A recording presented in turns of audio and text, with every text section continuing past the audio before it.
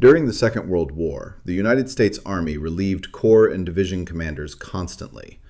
It was one of the institution's quiet, unglamorous mechanisms for winning the war. Identify the men who couldn't handle sustained combat command and replace them, fast, before their mistakes cost more lives than the institution could absorb. Some commanders lasted weeks, others lasted months. One commander lasted from Normandy to the Elbe. Lloyd Fredendall, relieved after Kasserine Pass. John Lucas, relieved at Anzio for excessive caution. Terry Allen, relieved in Sicily despite a strong combat record.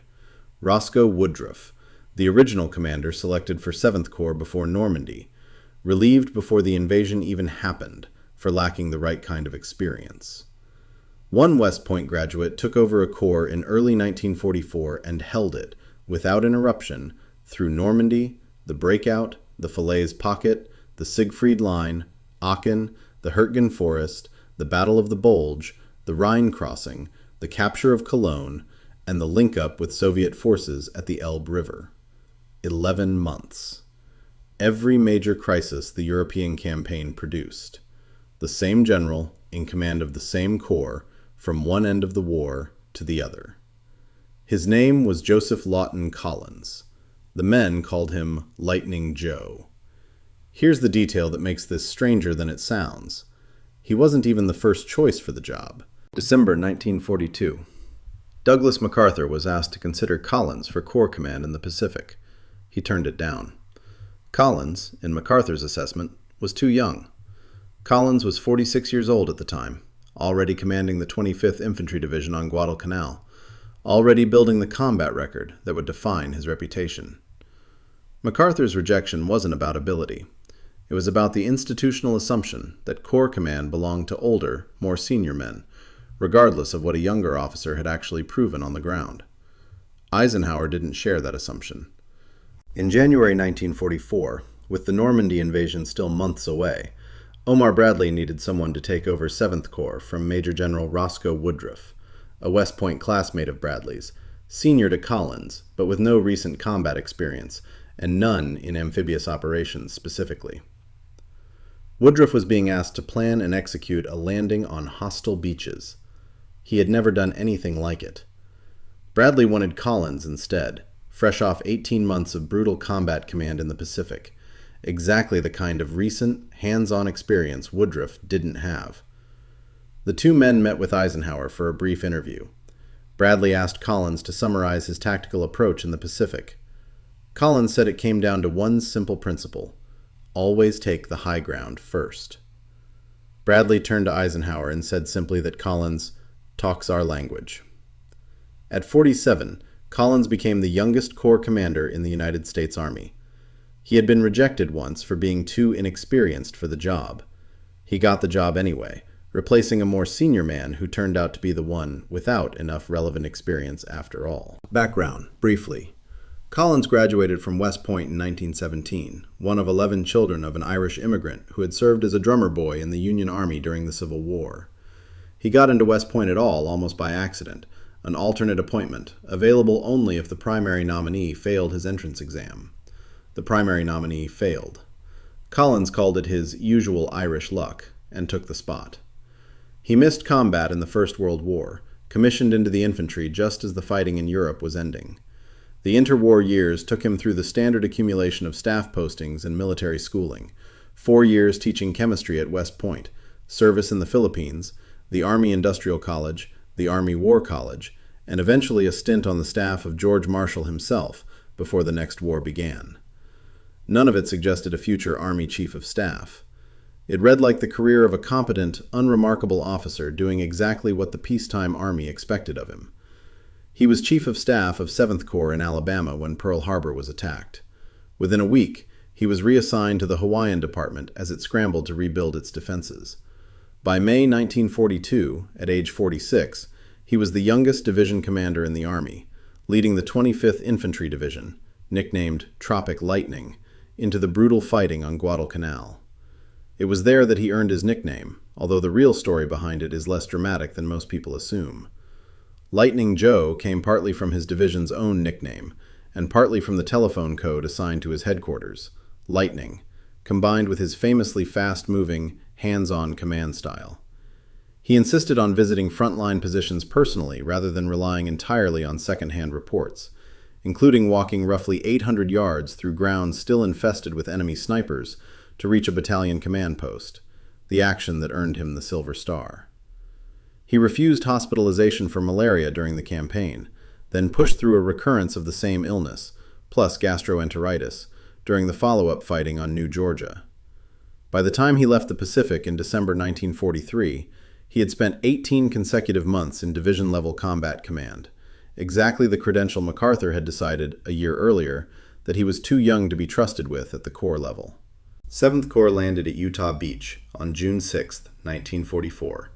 This is where the unbroken stretch begins, and where it's worth pausing on just how unusual that fact actually is. Collins did not arrive in Normandy and simply hold a quiet sector. His corps was assigned one of the most demanding objectives of the entire invasion: securing the Cotentin Peninsula and capturing the port city of Cherbourg, an objective added relatively late in the planning process that became critical to the long-term logistics of the entire Allied campaign in France. Without a functioning deep-water port, everything that followed, the buildup of men, vehicles, fuel, and ammunition needed to sustain a campaign across an entire continent, would have been bottlenecked through the temporary beaches alone. It took over 3 weeks of hard fighting against a German garrison ordered to hold the city or destroy it. Cherbourg fell by the end of June, badly wrecked, but in Allied hands. Once the peninsula was secured, Bradley turned to Collins again for the operation that would break the entire campaign open, the breakout from Normandy, refined into what became known as Operation Cobra. 7th Corps spearheaded it. The Corps then fought through Mortain, helped close the Falaise Pocket, trapping roughly 50,000 German troops, and drove north into Belgium. From there, 7th Corps broke through the Siegfried Line and captured Aachen, the first German city to fall to Allied forces. Collins later described, in his own words, how his corps then drew the unenviable assignment of covering a sector that included Aachen, Malmedy, and a substantial portion of the Hürtgen forest. Terrain he said he never would have chosen to fight in if given any choice in the matter, but fought in anyway because it was assigned. Then came the Battle of the Bulge. By this point in the war, many of the commanders who had started Normandy alongside Collins had already disappeared from the campaign, relieved, reassigned, wounded, or simply rotated out as the army reshuffled its leadership under the pressure of 9 straight months of combat. Collins was still there. 7th Corps helped stop the German offensive's northern drive, then pushed forward again toward the Rhine. Collins's forces crossed the river, drove on to capture Cologne, and fought through the Ruhr Pocket, including the battle at Paderborn, where German General Walter Model, defeated and facing the collapse of his army group, took his own life rather than surrender. 7th Corps finally linked up with advancing Soviet forces at the Elbe River as the war in Europe ended. Utah Beach to the Elbe, 11 months. The same Corps commander the entire way. To put this in perspective, across this same 11-month stretch, the U.S. Army relieved or reassigned numerous senior division and corps commanders for reasons ranging from combat fatigue to tactical failure to simple incompatibility with their superiors. Commanders came and went constantly as the Army identified, often in real time and under enormous pressure, who could handle sustained combat leadership and who couldn't.